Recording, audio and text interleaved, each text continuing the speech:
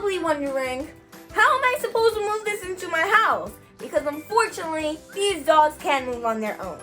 Well, I'm about to show you how. I'm going to go back inside of build mode. So over here. And now, going to take my dog. If I want to move it over here to that corner all the way over there, you see right here. Click on the dog's body, which is the table. And now I'll just move this wherever I want. You can literally move it anywhere. If I want to move it to the corner, I can move it to the corner. If I want to move it to this next square, I can move it to this next square. I can move it anywhere.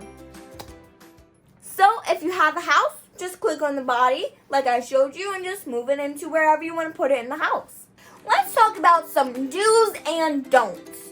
Now, don't build your dog at a plot that you don't want your dog to be in. Because, for example, if you have a house plot that you want your dog to go in, and then you build it on another random plot, that's not a good idea because you can't move your dogs from plot to plot. So just build your dog in that plot that you want the dog to be in. Now, do keep in mind the amount of money you're spending, because if you only have like $2,000 and you need to spend like $3,000, that's obviously not going to work out. So remember to keep that in mind. Do remember that you're using money inside the game. It's not actually real cash money. Now, don't forget your grid. For example, let's just put a cube table here.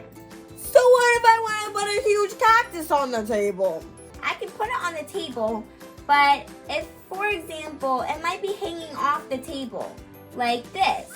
You want to go to your grid and change the grid size to 4x4 so you can move it wherever on the table. So now I can just place it right in the middle. Now I have a cactus table. Remember, building in Bloxburg is all about just being creative and finding things that you can use. Improvising if you don't have the things that you really wanted.